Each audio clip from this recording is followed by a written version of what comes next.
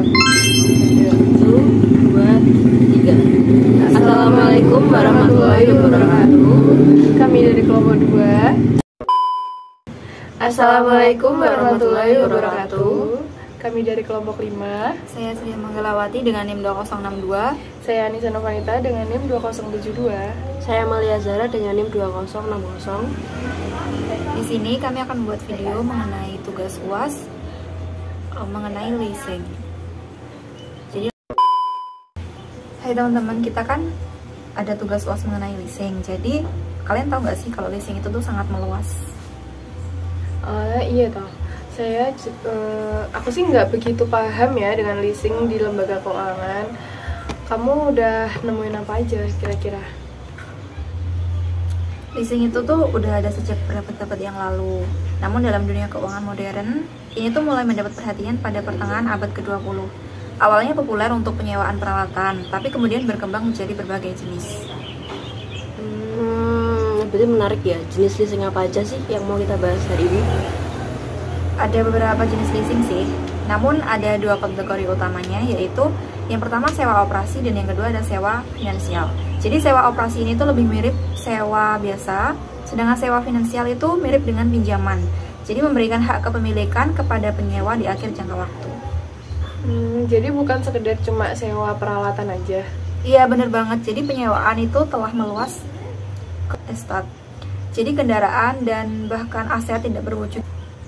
Menarik. Berarti ini ada mekanisme pendanaan berbeda yang terlibat ya? Iya benar. Jadi mekanisme pendananya itu bisa bermacam-macam. Beberapa institusi menyediakan sewa langsung di mana mereka itu membeli aset dan menyewakannya kepada klien. Yang lain menawarkan pengaturan jual dan sewa kembali yang memungkinkan bisnis itu membebaskan modal yang terikat pada aset. Kedengarannya ini ya seperti langkah finansial yang cukup matang bagi perusahaan yang kekurangan uang tunai. Menarik ya. Oh ya Nisa, kamu nemuin nggak manfaat leasing yang menonjol gitu? Aku sih belum, coba kalau Silia gimana? Kalau menurut aku leasing itu memberikan fleksibilitas, bisa menghemat modal, juga dapat menawarkan keuntungan pajak. Ini tuh adalah pilihan yang tepat bagi perusahaan yang ingin terus mengikuti perkembangan teknologi tanpa beban kepemilikan. Aku sih bisa lihat ini cukup menarik. Terus gimana dengan perkembangannya untuk zaman sekarang? Sewa itu kan telah menjadi industri global dan pertumbuhannya juga sangat besar. Pasar itu telah terus berkembang kan dengan pemain baru dan juga selalu terjadi evolusi dalam jenis aset yang disewakan. Ada nggak pengalaman pribadi atau studi kasus yang menarik itu yang bisa kita bahas di sini? Ya ada. Jadi kasus di mana sebuah startup itu memilih untuk menyewa peralatan daripada membeli gitu. Jadi hal ini tuh memungkinkan mereka itu terus berkembang tanpa investasi awal yang besar dan beradaptasi dengan perubahan teknologi yang lebih mudah. Berarti ini tuh cukup efisien aja. Jadi aku ngerasa tuh kayak sewa tuh bisa jadi ini loh, langkah lain daripada harus beli peralatan. Iya benar. Jadi leasing itu tuh terus berkembang dan sewa guna usaha itu terbukti menjadi alat keuangan strategis bagi banyak perusahaan. Gitu ya. Kan udah dijelasin nih dari kamu gini-gini kalau leasing tuh gini. Ada nggak sih manfaat atau kelebihan juga kekurangannya? Jadi ada kelebihan dan juga manfaat leasing. Yang pertama itu fleksibel. Jadi struktur kontrak dalam leasing itu tuh bisa dibilang fleksibel karena besaran jangka waktu ataupun nominalnya itu dapat disesuaikan dengan kondisi keuangan atau kebutuhan leasing. Kemudian pelayanannya juga cepat, jadi prosedur pembayaran yang tidak membutuhkan waktu lama atau pembayarannya itu terbilang sederhana dan juga cepat. Kemudian capital saving, jadi leasing itu tidak perlu mengeluarkan modal awal sepeser pun karena pembiayaan itu tuh sudah disediakan oleh pihak leasornya sebesar 100%. Jadi nasabah dapat menggunakan dananya untuk kebutuhan lain. Gitu sih. Iya. Makasih Julia. Kita kan tadi udah membahas soal leasing secara general ya. Nah, kita langsung aja ke contohnya. Kita ambil PT Astra Credit Companies dan perannya itu di bidang leasing itu seperti apa? Iya.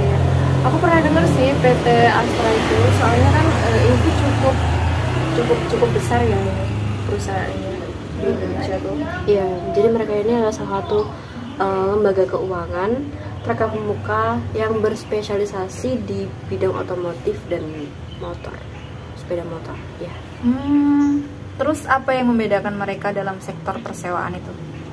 Jadi gini, Astra Credit ini mempunyai kehadiran yang signifikan di pasar. Nah, mereka tuh udah ada selama beberapa waktu dan telah memantapkan diri sebagai sumber pembiayaan kendaraan yang dapat diandalkan. Jadi tuh kayak mereka yang ngambil motor tapi orang yang bayar sewa ke mereka gitu loh. Bener. Terus mereka juga fokus di pembiayaan otomotif yang telat. Ini memungkinkan mereka dalam mengembangkan solusi khusus yang disesuaikan dengan kebutuhan konsumen individu maupun bisnis. Jadi bukan sekedar kredit mobil aja gitu? Iya benar, bukan cuma mobil aja. Meskipun pembiayaan kendaraan merupakan bagian utama dari portofolionya perusahaan mereka, mereka juga menawarkan berbagai jenis pinjaman lainnya seperti untuk misal kayak alat berat sama mesin-mesin gitu. Dengar-dengar mereka juga punya jaringan yang cukup luas ya?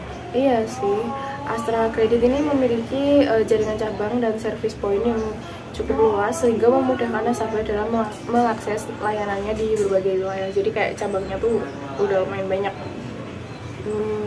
Ada nggak sih informasi mengenai mekanisme pembiayaan atau manfaat yang mereka tawarkan gitu? Seperti kebanyakan perusahaan leasing, mereka ini juga menyediakan pilihan pembiayaan konvensional dan berbasis syariah.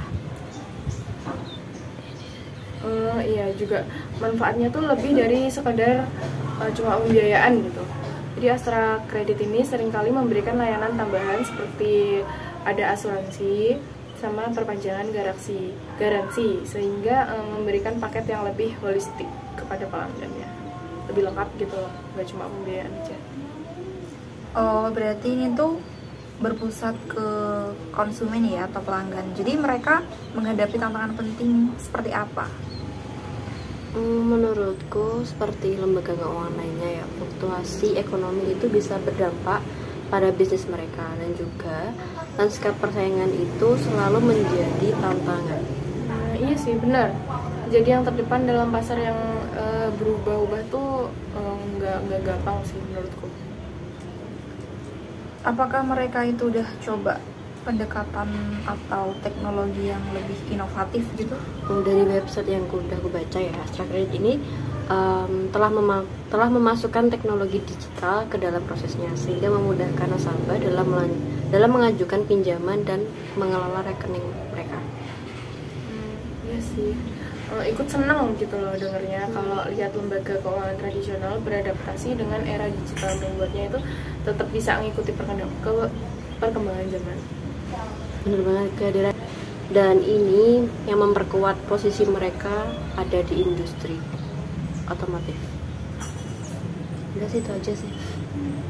Udah selesai kita bahas tentang leasing dan juga contohnya kita ambil PT Astra Credit Companies. Dan udah selesai video dari kami kelompok 5. Kami pamit undur diri. Terima kasih udah menyaksikan. Dadah.